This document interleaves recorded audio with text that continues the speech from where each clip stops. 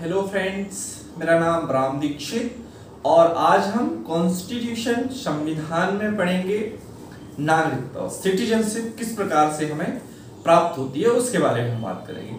तो फ्रेंड्स, नागरिकता आपको पता है संविधान के भाग 2 में अनुच्छेद 5 से लेके 11 तक नागरिकता का वर्णन है, सिटीजनशिप का वर्णन है सेक्शन 2 में। तो नागरिकता किस प्रकार से हमें प्राप्त होती है उसके बारे में हम अध्ययन करेंगे। तो सबसे पहले नागरिकता जानने से पहले फ्रेंड्स हम इस चीज को जान लेते हैं कि भारत में नागरिकता को हमें प्राप्त करना है तो कैसे करेंगे। तो नागरिकता प्राप्त करने से पहले हम जानते हैं नागरिक के बारे में, है ना। तो भारत में यदि हम बात करें, इंडिया की बात करें तो भारत में 2 तरह के लोग रहते हैं, है ना।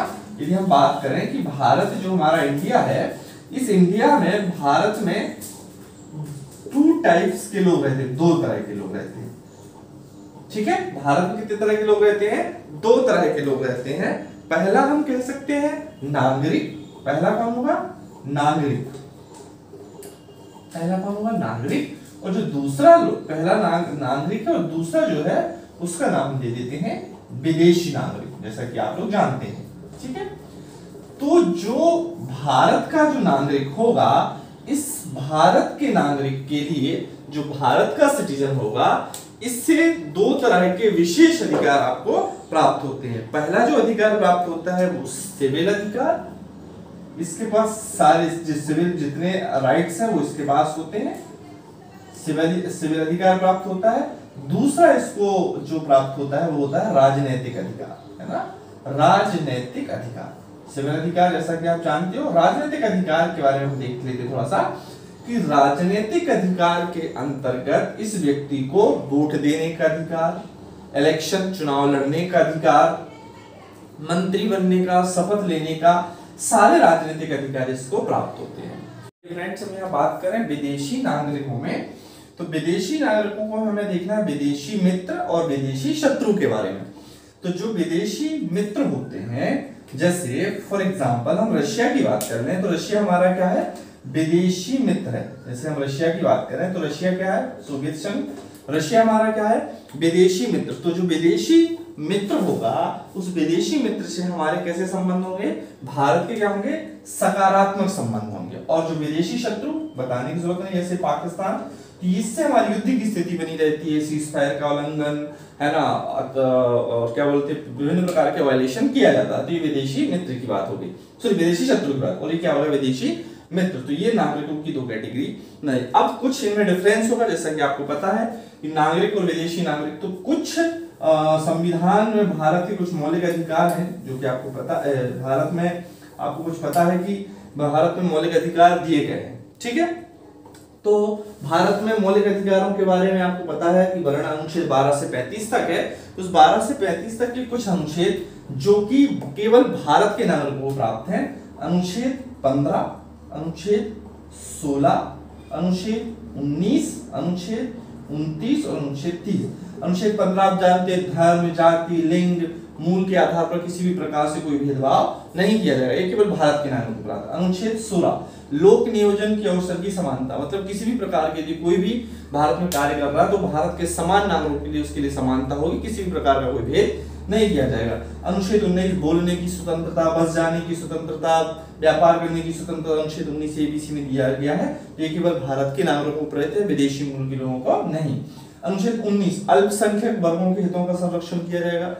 अनुच्छेद 30 अल्पसंख्यक वर्गों के लोग किसी भी प्रकार का शिक्षण संस्थान खोल सकते हैं और उनके लिए वो नियंत्रण कर सकते हैं। इस प्रकार के ये अनुच्छेद केवल किसके लिए है? भारत के नागरिकों के लिए। तो ये भी आपसे पूछा जा सकता है नागरिकता से संबंध में, जो कि मैंने आपको बताया।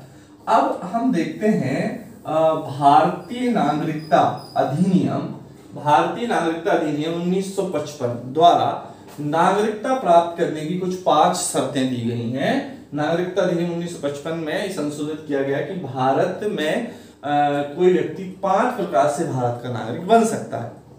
5 प्रकार से। ठीक है, कौन कौन से 5 प्रकार? पहला, जन्म से। प्रत्येक व्यक्ति जिसका जन्म संविधान लागू होने अर्थात 26 जनवरी 1950 के पहले या उसके बाद 26 जनवरी 1950 लागू होने या उसके बाद भारत में हुआ है तो वह भारत का नागरिक माना जाएगा यदि उसके माता या पिता में से कोई भी क्या हो, एक भारत का नागरिक हो। तो उसे जन्म से ही कि भाई मैं भारत का नागरिक हूं, मतलब मेरा जन्म हुआ तो मेरे माता पिता भारत के नागरिक है, अतः मैं भी भारत का नागरिक कहलाऊंगा, पहली स्थिति। दूसरा, वंश के आधार पर, है ना, तो कोई व्यक्ति जिसका जन्म 26 जनवरी 1950 को या उसके बाद परंतु 10 दिसंबर 1992 से पूर्व भारत में हुआ हो और जन्म के समय उसके पिता भारत के नागरिक हो, तो वंश के आधार पर, मतलब कोई व्यक्ति जिसका जन्म इसके बाद परंतु इसके पूर्व भारत में हुआ हो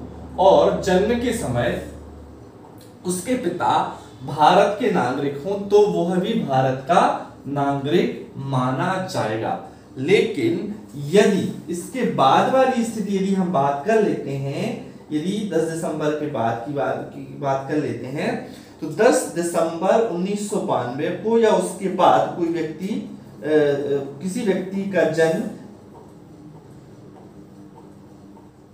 क्या लगा, कोई व्यक्ति जिसका जन्म को या उसके बाद 10 दिसंबर से पूर्व 10 दिसंबर 1992 से पूर्व भारत के बाहर हुआ, 10 दिसंबर 1992 के पूर्व भारत के बाहर हुआ, यहाँ पे भारत के बाहर हुआ है, भारत के बाहर हुआ है और जन्म के समय उसके पिता भारत के नागरिक हो तो भारत का नागरिक माना जाएगा।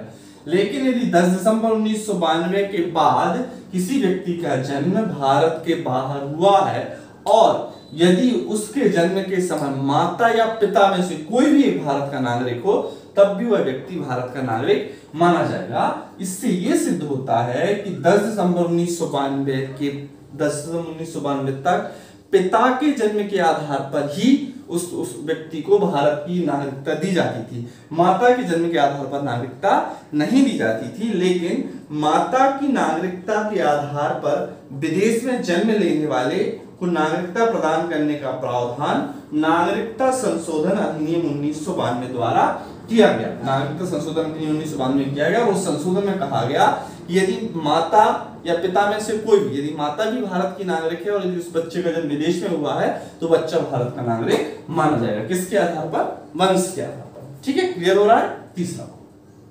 पंजीकरण के द्वारा केंद्र सरकार आवेदन प्राप्त होने पर किसी व्यक्ति को भारत के नागरिक के रूप में पंजीकृत कर सकती है।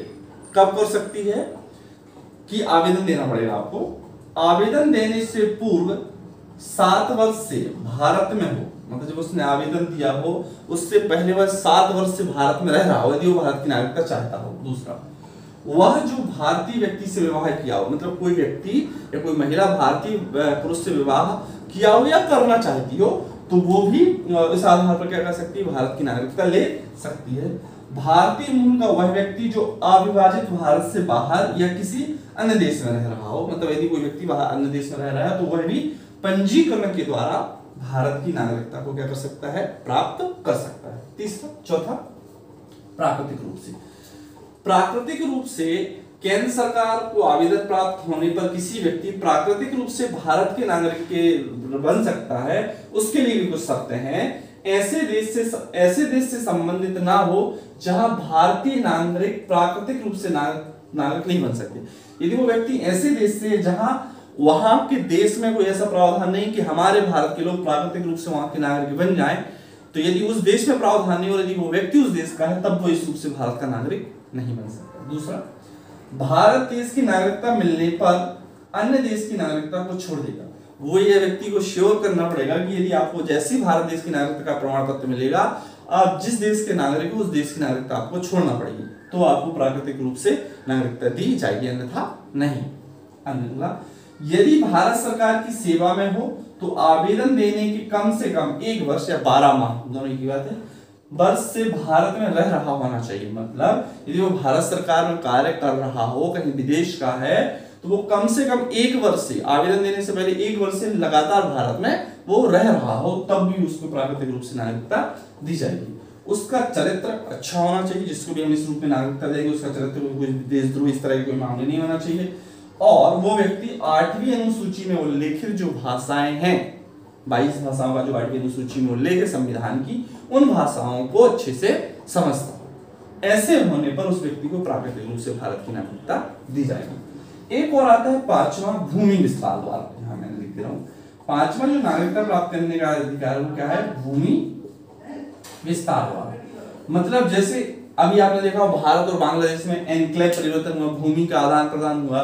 तो जैसे पांडिचेरी है ना, आपको पता है कि 1962 है ना, मतलब 1962 में आदेश जारी किया गया था जब पांडिचेरी को हमने भारत में मिलाया था, तो पांडिचेरी के जो लोग थे वो ऑलरेडी जैसे पांडिचेरी भारत में मिला, अतः वहां के समस्त नागरिक कहाँ के नागरिक कहलाए, भारत देश के नागरिक।